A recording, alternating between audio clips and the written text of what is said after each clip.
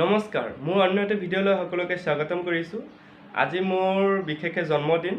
সেই উপলক্ষে মই আজি আপোনালোকক যোৰহাটৰ অতি জনপ্ৰিয় অতি স্থান মানে ক'বলৈ গ'লে ডাঙৰ এটি নামঘৰ ঢেকীয়াখোৱা নামঘৰ বহুতেই জানে। যিসকলে নাজানে তেখেতসকলে আজি জানিব পাৰিব। তো মই আজি তালৈ যাম, গৈ কিনে আপোনালোকক সম্পূৰ্ণখিনি দেখাম, নামঘৰৰ বিষয়ে ক'ম। তেতিয়াহ'লে বলক দেৰি নকৰি মই মোৰ ভিডিঅ'টো আৰম্ভ কৰোঁ।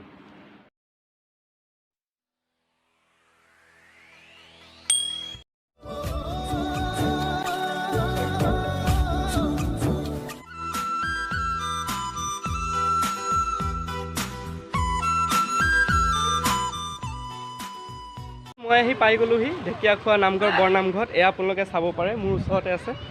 এয়া মোৰ পিছফালে। মই যাম ভিতৰত, সম্পূৰ্ণখিনি আপোনালোকক দেখাম। কিন্তু তাৰ আগতে যিহেতু মই আপোনালোকক কৈছিলোঁ আজি মোৰ মানে জন্মদিন, তো সেই জন্মদিন উপলক্ষে মই ইয়াতে ওচৰতে খুৰীৰ দোকান আছে, এয়া চাব পাৰে।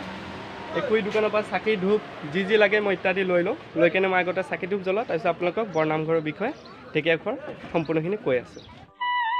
এয়া হৈছে মহাপুৰুষ শ্ৰী শ্ৰী মাধৱদেৱৰ প্ৰতিষ্ঠা কৰা ঢেকীয়াখোৱা বৰনামঘৰ, আৰু এয়া হৈছে ঢেকীয়াখোৱা বৰনামঘৰৰ মুখ্য গেট। লগতে এনেকৈ দোকান পোহাৰসমূহ আছে, আৰু এই দোকান পোহাৰসমূহত যথেষ্ট বস্তু বাহিনীসমূহ আপোনালোকে কিনিবলৈ পাব। মোৰ ভিডিঅ'টো আগলৈকে চাই থাকক, আৰু এতিয়ালৈকে যদি চেনেলটো ছাবস্ক্ৰাইব নাই কৰা, আপোনালোকে চেনেলটো ছাবস্ক্ৰাইব কৰি লওক। খুৰা খবৰ ভালে আছে ন? ভাল ভাল। আচ্ছা বিহু শুভেচ্ছাটো দিলোঁ আৰু। আচ্ছা বাৰু, মোৰ লগতে সকলোকে দি দিয়ক, মোৰ ভিউৱাৰ্ছসকলক। সকলোকে দিলোঁ। আচ্ছা আচ্ছা, ধন্যবাদ ধন্যবাদ। সকলো ফালৰ পৰাই মই ধন্যবাদ দিছোঁ আপোনাক। সুখী হওক। ঠিক আছে, ভালে থওক। খুৰাই অকণমান ঢেকীয়াখোৱা বৰনামঘৰৰ বিষয়ে অকণমান কিবা ক'ব নেকি? যদি মোৰ লগতে ধৰক আমাৰ ভিউৱাৰ্ছসকলক যদি কিবা এটা জনায়। বৰনামঘৰ মানে মাধৱদেৱে স্থাপিত কৰা। হয়। যে 559তম হৈছে। তাতে ৰাইজ মানে বহুত দূৰৰ পৰা ভক্তবিন আহি মানে সৎকাৰ কৰি আচ্ছা যায়গৈ। ভিৰ কেতিয়া হয় বেছিকৈ ইয়াত? ভিৰ ভাদ মাহত বেছি। ভাদ মাহত অত্যাধিক হয়। আৰু যদি ধৰক কোনোবা গুৱাহাটী বা ডিব্ৰুগড়ৰ পৰা মানুহ আহি থাকিবলৈ হ'ল, ইয়াত থাকিব পৰা ব্যৱস্থা আছে? থকাৰ ব্যৱস্থা আছে, সম্পূৰ্ণ ব্যৱস্থা ৰাখি দিয়ে ন? কোনো অসুবিধা নহয়? নহয়, কিছুমান আৰু নিজৰ নিজৰ পইচা পাতি দিব লাগে সেইটো? এটা ঘৰত মানে ভাড়া আছে, পইচা দিব লাগে, আৰু বাকী ফ্ৰী। আচ্ছা আচ্ছা, ঠিক আছে। আপুনি ইমানখিনি ইনফৰ্মেশ্যন দিয়াৰ বাবে ধন্যবাদ। তেতিয়াহ'লে মই এতিয়া দেৰি নকৰি সোনকালে চাকি ধূপ ইত্যাদি যি লাগে মই লৈ মেলি সোনকালে নামঘৰৰ ভিতৰত প্ৰৱেশ কৰোঁ, আৰু নামঘৰৰ ভিতৰৰ দৃশ্যবোৰ আপোনালোকক দেখাই আছোঁ।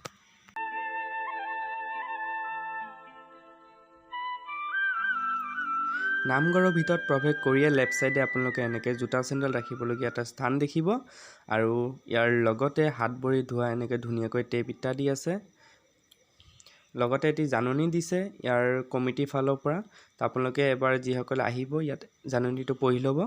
ইয়াৰ উপৰি ইয়াত শৰাই লোৱা ঘৰ বুলি লিখা আছে, ইয়াত শৰাই লয়। লগতে কাৰ্যালয় আছে ঢেকীয়াখোৱা বৰনামঘৰৰ, আৰু ইয়াৰ লগতে আপোনালোকে ইয়াত দেখা পাব বন্তি জ্বলোৱা ঘৰলৈ যোৱা প্ৰৱেশ।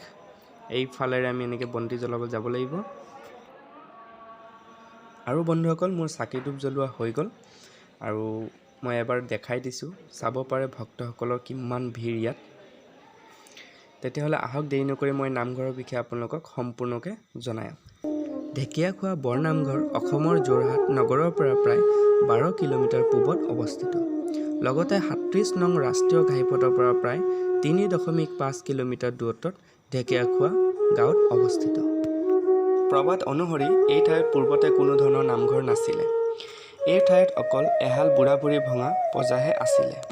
বৈষ্ণৱ ধৰ্ম প্ৰচাৰ কৰি থকা সময়ত ৰজাই অবৈষ্ণৱসকলৰ প্ৰৰোচনাত পৰি মহাপুৰুষ শংকৰদেৱ আৰু মাধৱদেৱক বন্দী কৰে, আৰু এই বন্দীশালৰ পৰা ওলাই আহি মাধৱদেৱে এই বুঢ়া বুঢ়ী ভঙা প্ৰজাত আশ্ৰয় লৈছিল। আৰু পিছত মাধৱদেৱে জানিব পাৰে যে সেই ঠাইত এটা নামঘৰ স্থাপনৰ কথা চলি আছে। সেই কথা শুনি মাধৱদেৱে নিজৰ পৰিচয় দাঙি ধৰিছিলে। তেতিয়া অৰ্থাৎ 1528 চনত মহাপুৰুষ মাধৱদেৱে এই নামঘৰ প্ৰতিষ্ঠা কৰে।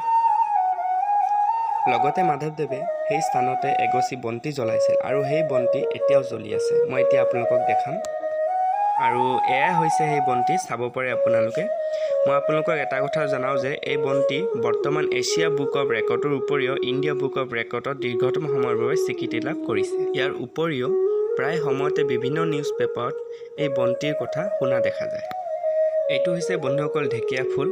যেতিয়া মাধৱদেৱে এই বুঢ়া বুঢ়ী ভঙা প্ৰজাত আশ্ৰয় লৈছিল, তেতিয়া এই ৰাতিৰ সাজ কিন্তু মাধৱদেৱে ঢেকীয়া শাকেৰে খাইছিল।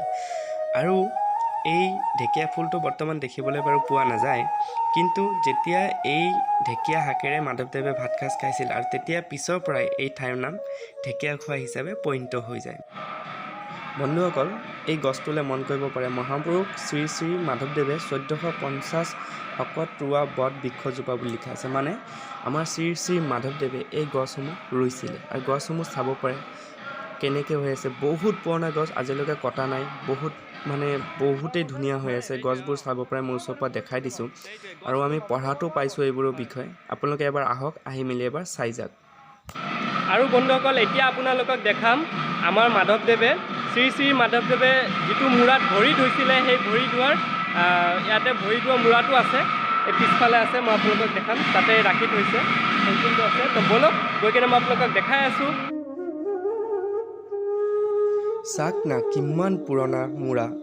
এই মূৰাটোৱে বোলে আমাৰ শ্ৰী শ্ৰী মাধৱদেৱে ভৰি ধুবলৈ ব্যৱহাৰ কৰিছিলে। তো ওচৰতে আমাৰ দাদা এজন আছে, দাদাজনক মই সুধিম যে কেনেকৈ মূৰাটো পালে, কি আপোনালোকে ভিডিঅ'টো আগলৈ চাই থাকক। দাদা আপুনি ইয়াৰে হয়? আচ্ছা, বাৰু নমস্কাৰ জনাইছোঁ আপোনালৈ। মানে এই যে আপোনালোকৰ ওচৰত যে আমি যে দেখিছোঁ এতিয়া ভৰি ধোৱা মূৰা ভাগ মহাপুৰুষ শ্ৰী শ্ৰী মাধৱদেৱে ব্যৱহাৰ কৰিছিলে ন ভৰি ধুবলৈ, এইটো বিষয়ে কিবা অকণমান ক'ব নেকি যি আপুনি জানে?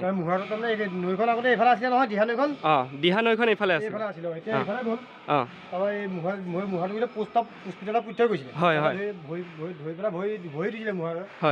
হয়।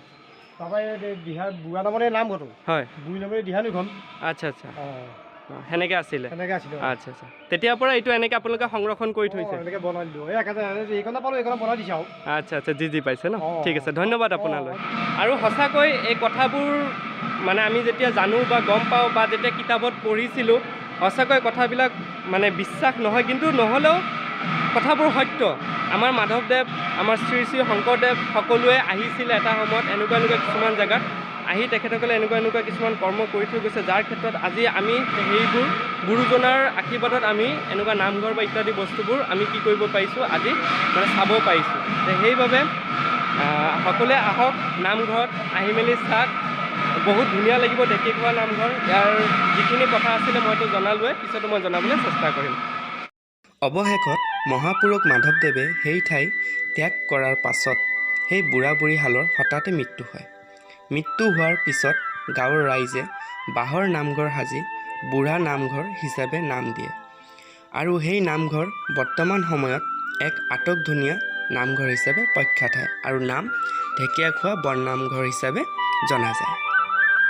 তেতিয়াহ'লে বন্ধুসকল, মোৰ আজি জন্মদিন হিচাপে মই বহুতো নজনা কথা জানিলোঁ আৰু আশা কৰোঁ যে আপোনালোককো বহুত নজনা কথা আজি জনাব পাৰিছোঁ।